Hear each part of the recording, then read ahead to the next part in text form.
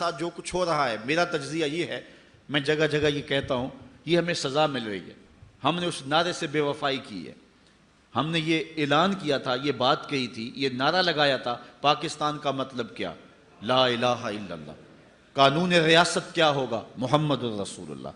لیکن آج ہم وہ نعرہ چھوڑ چکے ہیں، ہم وہ نعرہ نہیں لگا رہے.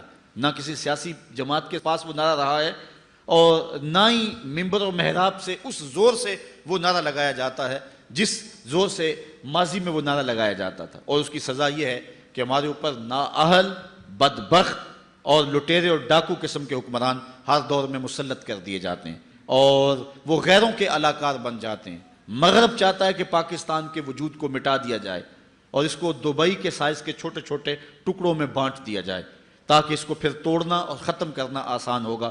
ہماری نظریاتی اساس پہ بھی حملہ ہے، ہماری جغرافیائی اساس پہ بھی حملہ ہے. لیکن اگر ہم پاکستان کے لیے آگے بڑھتے ہیں اور کوئی کردار ادا کرتے ہیں اور کسی صالح قیادت کا انتخاب کرتے ہیں تو یہ ہماری سعادت مندی ہوگی. اگر نہیں ہم یہ ذمہ داری سر انجام دیتے تو ہم مٹ جائیں گے، لیکن پاکستان نہیں مٹے گا. یہ پاکستان مٹنے کے لیے بنا ہی نہیں تھا. یہ پاکستان قیامت تک قائم رہنے کے لیے جو ہے معرض وجود میں آیا تھا.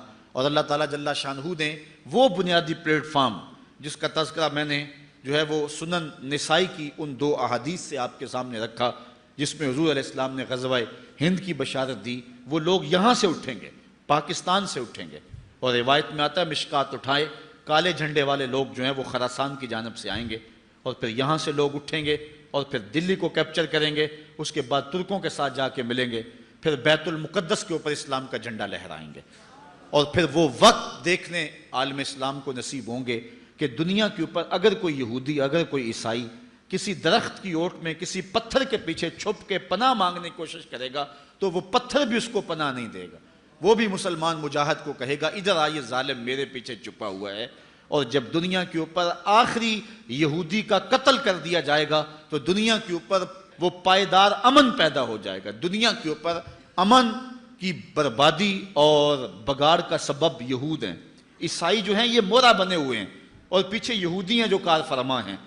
اوباما نے کہا تھا اپنی الیکشن مہم میں کہ اگر تم چاہتے ہو کہ دنیا کے اوپر امن قائم کریں تو 2 شہروں کو مٹا دو، ایک مکہ المکرمہ کو، ایک مدینہ الرسول کو. تو میں نے اس وقت کہا تھا، جو میری نحیف اور کمزور آواز ہے، جگہ جگہ کہا تھا، آپ کے ڈسکے میں بھی کہا تھا.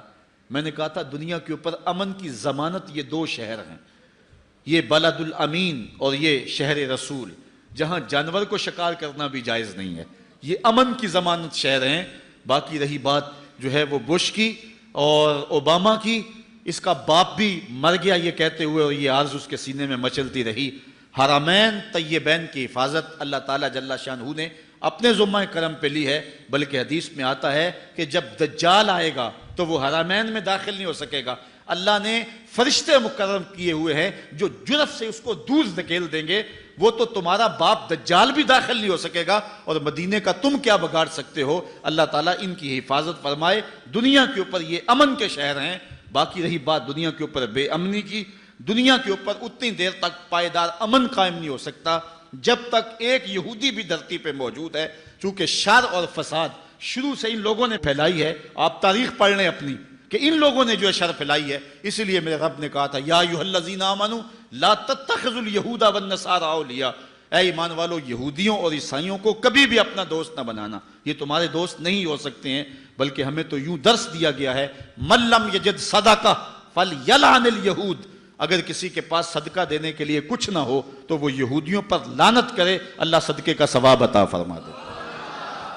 اس لیے یہ پاکستان مٹنے کے لیے معرض وجود میں نہیں آیا، یہ قیامت تک قائم رہنے کے لیے معرض وجود میں آیا ہے. اور اللہ تعالیٰ نے اس ملک کی حفاظت کرنی. اس کو مٹانے والے آپ مٹ جائیں گے. بابا اشفاق نے وہ زاویہ نامی کتاب میں لکھا ہے کہ پاکستان کی مثال حضرت صالح علیہ السلام کی اونٹنی کی طرح ہے. یہ پاکستان ایک معجزے سے معرض وجود میں آیا، معجزے سے قائم ہے، اور جس نے اس کی تقدیر سے کھیلنے کی کوشش کی وہ خود مٹا دیا جائے گا، اس کا نام و نشان مٹ جائے گا. اور آپ ماضی بھی جانتے ہیں اور مستقبل میں بھی آپ دیکھیں گے کہ جس نے بھی اس ملک کو جو ہے وہ دیدہ اور نادیدہ جس طرح سے بھی نقصان پہنچانے کی کوشش کی وہ مٹا دیا جائے گا، برباد کر دیا جائے گا.